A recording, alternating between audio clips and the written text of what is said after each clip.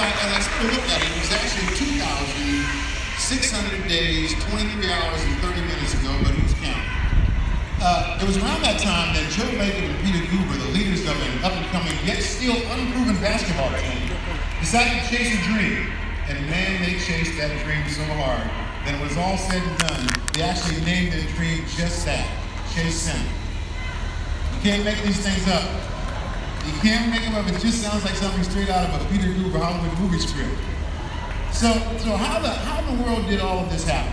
Some 2,600 days, 23 hours, and 31 minutes ago. Here's my perspective on that. Many decades ago, legendary UCLA coach John Wooden created his pyramid of success, which in his mind were the steps necessary for one to achieve greatness and fulfillment. Now, based on the results, I think we all agree Coach Wooden was pretty damn successful. Well, back in 2012, Joe Lacob and Peter Guber decided to follow in Windsor Westwood's footsteps, and they created their own pyramid of success. After several long brainstorming sessions, here's what Joe and Peter came up with as a recipe or pyramid for success when trying to build the greatest sports and entertainment venue in the world.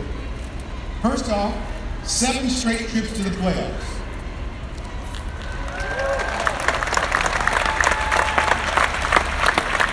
5 straight appearances in the NBA Finals. 3 NBA championships. 2 NBA Most Valuable Player Awards. And at the top of that pyramid, one incredible, astonishing, staggering, phenomenal, spectacular, remarkable, unbelievable, magnificent, outstanding, impressive, extraordinary, gorgeous, breathtaking, scintillating, world-class, beautiful, fantastic masterpiece, Chase Center. That's simple. It's that simple. So here we are today, September 3rd, 2019, ready to cut the ribbon on a new arena, Chase Center, an 18,000-seat venue that will also include more than 24 restaurants and retail locations, 2 office buildings, a 5.5-acre park, and an incredible public gathering place called Thrive City. Not only will it rival any destination in North America, but any arena in the entire world. This will be the new home, Steph Curry, Klay Thompson, Draymond Green, following the likes of iconic Hall of Famers Rick Barry, Nate Thurmond, and Al Attles. And by the way, let's hear it for Al, who will be inducted into the Basketball Hall of Fame on Friday night in Springfield.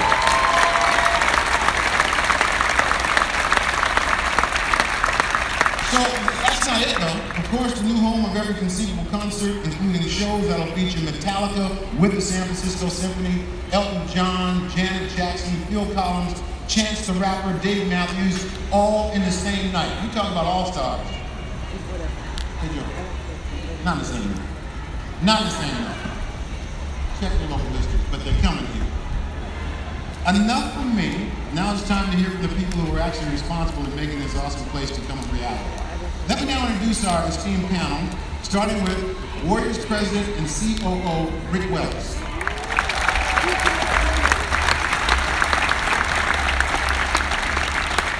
The 45th Mayor of the City and the County of San Francisco, London Breed.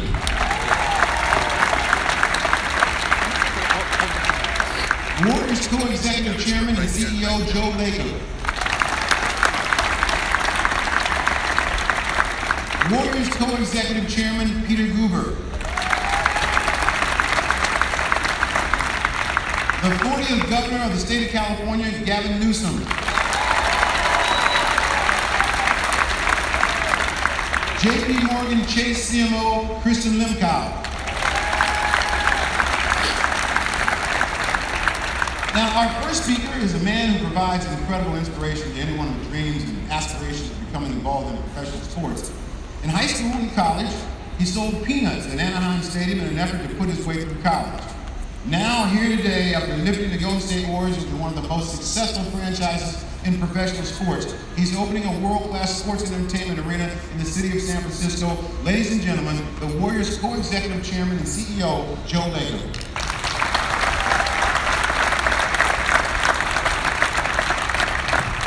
Ahmad, thank you. You've said it all, so I'm not sure we have to say much more. That was quite a talk. Well, thank you very much. This is honestly, the first words I can only use is just wow. Wow. Unbelievable that we're here today. This is a fantastic venue. I almost can't believe it's true, to be frank. Boy. I started out, myself, and grew up in a town called New Bedford, Massachusetts, way back east. And the first time I saw a basketball court, an indoor basketball court, was the boys' club. I was like 9 years old, and I tell this story often because it's the first hardwood floor that I ever saw. And I feel like my entire life I've been trying to build hardwood floor basketball courts. I once started a court in our home on the peninsula. It took me 6 years to build it, and they had to call it a barn when it was done. We're not going to call this the barn though, right, Rick? No. But little did we know that in only one more year than that, we could get this done. Not so hard. Well, first, I'm not going to do a lot of thank yous. Rick has the chance to do that today, and we could be here all day if we're going to thank everybody. But I do have to thank, very briefly, just a couple of people. First, Peter Guber, my partner.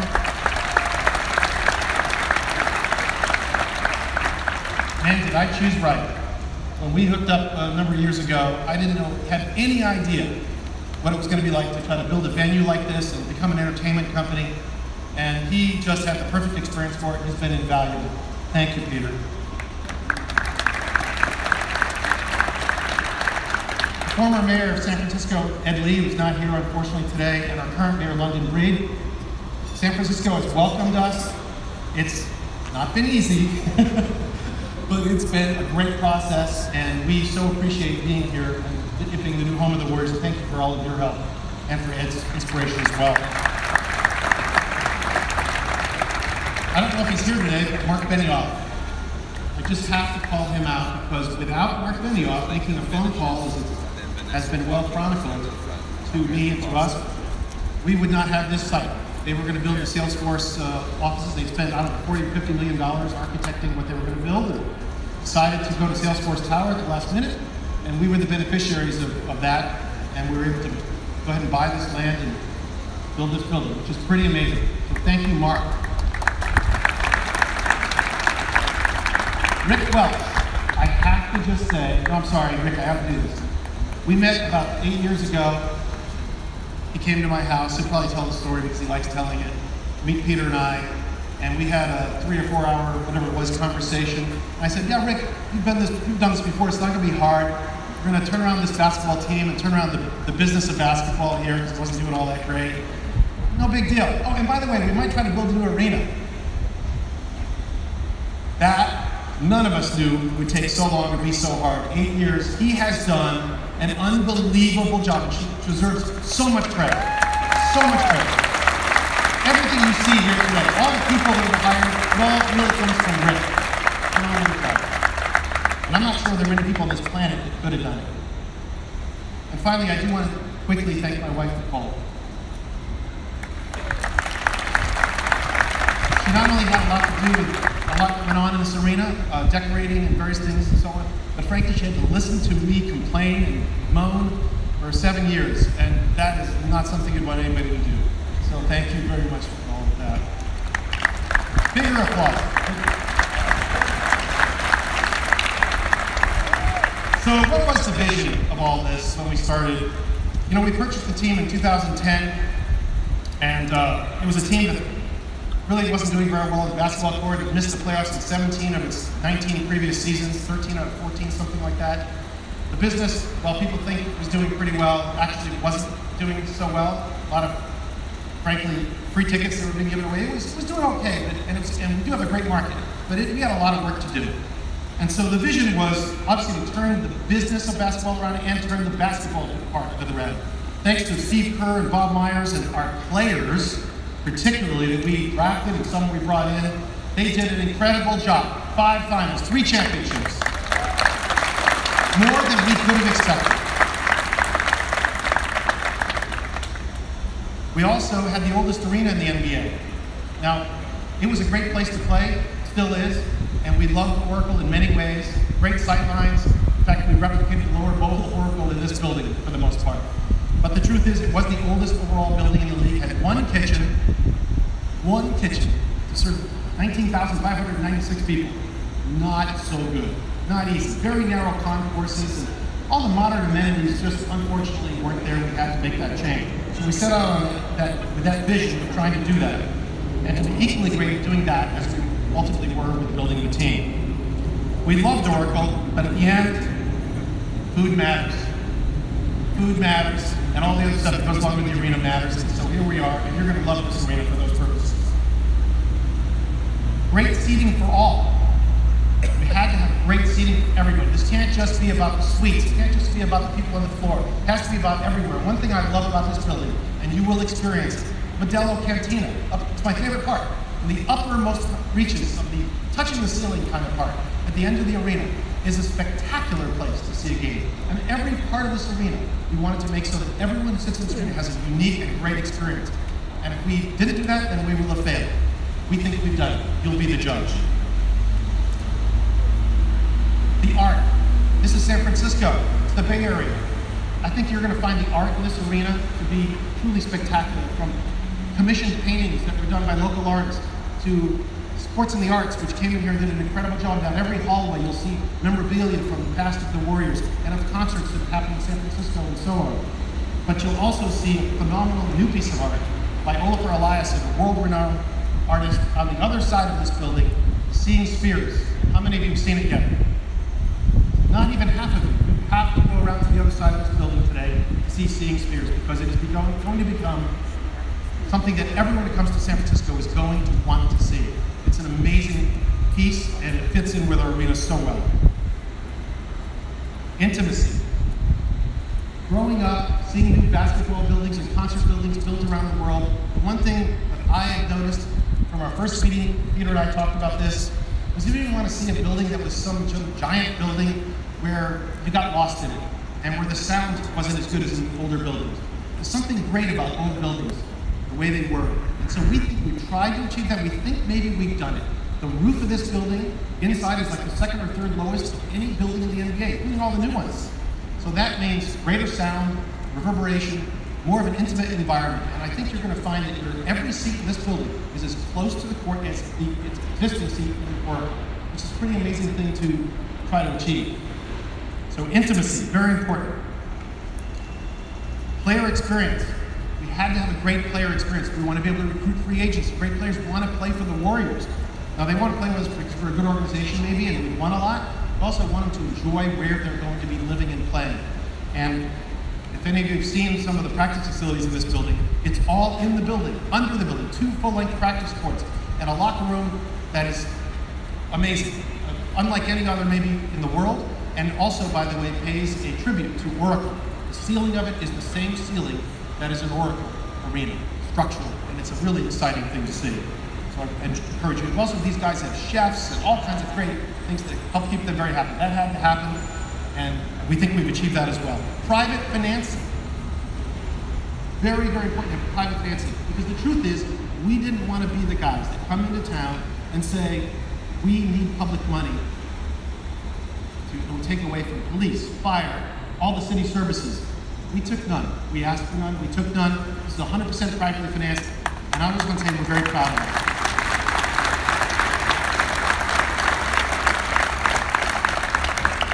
The final thing I want to mention is that all our employees, our basketball players, our staff, everybody that works for this organization is located in this building, one building. They work together.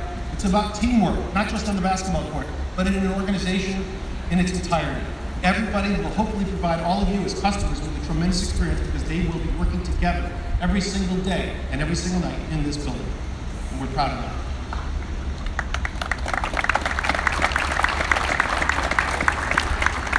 That was the vision for it. You will be the judge as to whether we have achieved all of those things. I think we've done a good job. The journey, I'll just say very briefly, one of the hardest things I've ever done, I know Peter feels the same, maybe the hardest. It's just an incredibly complex building, and building something this big in San Francisco, as the mayor and I have talked about, is not an easy thing to get done. We all know why. It's just a tough environment to do it. We did it, and we're very proud of that. The journey has been difficult. 2,500 days, maybe it's a little more than that, We started on Pier 30, 32. It was a spectacular venue. We think this is better. And so many contributions by so many people. And what I'd like to do now is to show you some of those contributions by all those people by teeing up this video with them. Again, I can't glance at my watch. Wow, the whole thing was less than 15 seconds. Did I work 4 years start to finish for those 15 seconds? God, that would be a horrible life. So today, when I look around, the journey that we have, when all done, will be a decade. And with your indulgence, I'm going to give it a little more than 15 seconds. Look around, suck it in, because your life is a series of moments strung together. And I want to just enjoy this moment, seeing friends and colleagues and people that contributed to the success. It's my great pleasure and honor to share this day with you. Yes, it will be a decade from the first whisper of Joe, my great partner, who I adore, to me, just 2 words: what if? And so it began. So it began. Yes, it will be a decade from that first whisper of Joe, and our personal and public journey of discovery began with yielded so much more, and there is so much more to do that will fill out the decade. The calling first was to build a centerpiece, a state-of-the-art venue, which required a state-of-the-heart mission. In a world seemingly more divided than ever, our intention was to create a modern-day campfire, not just a brick-and-mortar building, but a place to make us all dream to be physically together, laughing, cheering, crying, being delighted and astonished. Not a digital cacophony, but a human symphony to an audience varied in age, background, ethnicity, experiencing the best talents in all fields in the world. To celebrate, we have more in common than divides us. All of the folks who tirelessly contributed to this equation and made this happen have my utmost respect and gratitude for their talents and tenacity. Rick, our super duper leader, and the best part of Rick is his friendship. He comes from his heart. And all the challenges and problems live here, and he allows us to be the best we can be.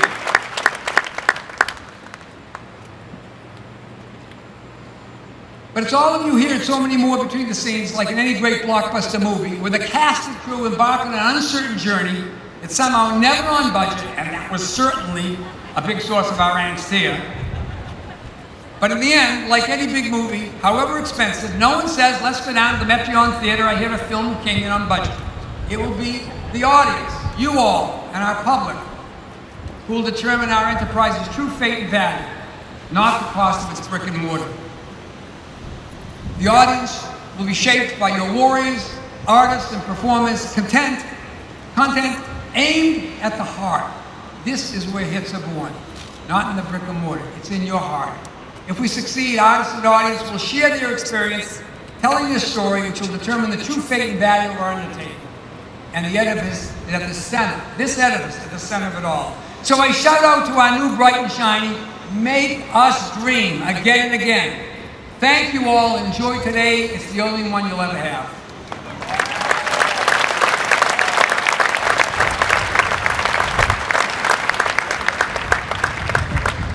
Thank you, Peter. Our next speaker is someone who said 2,600 days, 23 hours and 41 minutes ago, when the Warriors first made the announcement of moving to San Francisco, that they were going to need the state of California and they were going to need him. All of that was very, very true, and Joe and Peter and the rest of the organization, thank you very much. Ladies and gentlemen, the 40th Governor of the state of California, Gavin Newsom. By the way, it's not just Ahmad haircuts and massage table. They have a damn manicurist and pedicurist. I hope this team is not going soft, folks. This is a little bit disconcerting. 5 NBA Finals, doesn't it? Let me just express, my purpose today is twofold. One is express gratitude and also to make a personal point. I want to first though acknowledge the extraordinary work the mayor and the mayor's office to do what she needed to do to make this day real. To thank Mayor Willie Brown for envisioning Mission Bay as it is today, and to thank Anita Lee, who's here, on behalf of Edley. Edley, 2.5 years ago, was just a stone's throw away at the groundbreaking. And he ended his speech talking about how much he looked forward to this day. As you know, he lost his life, but his passion is demonstrable here today. And I just want to express on a personal level my deep gratitude to him. It was his faith and devotion to this cause that led to this moment. Thank you, Anita. And let me also just express on a personal level the loss, and Rick, you were kind enough to do this on the groundbreaking, of Jen Matz.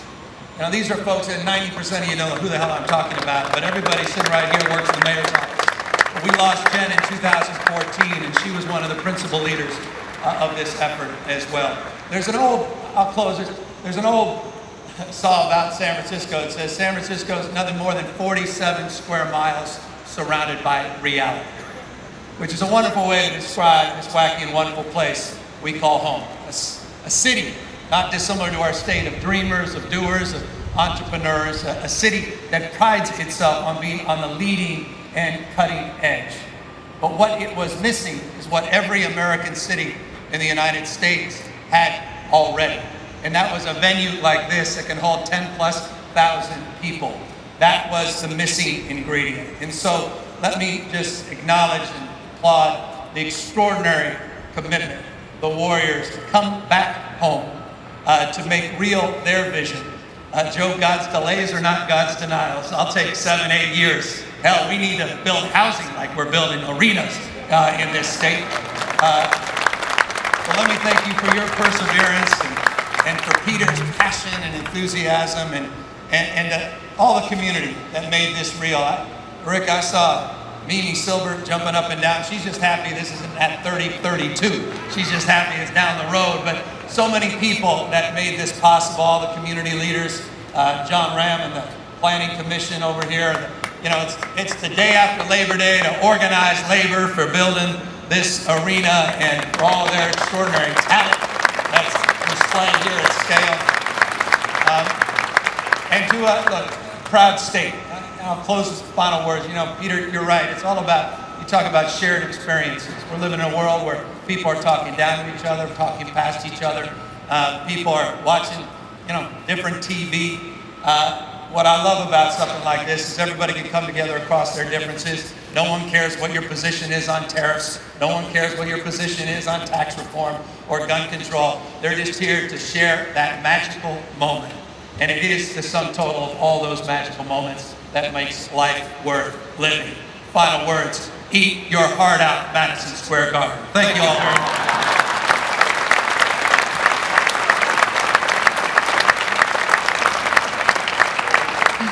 And any other arena that might want you to think that way.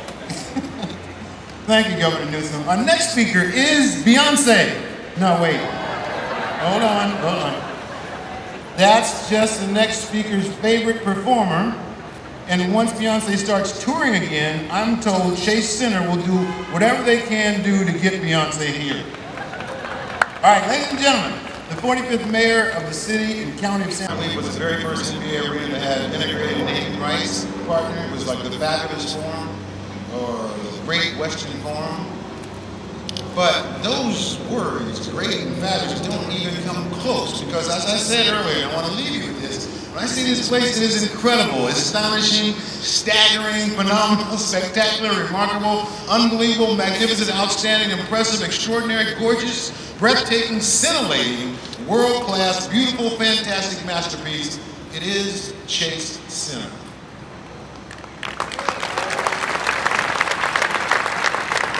I'd like to take now one more round of applause for our speakers. And now the fun really begins, so let's do what we came here to do today and cut some ribbon on this magnificent gift. I think.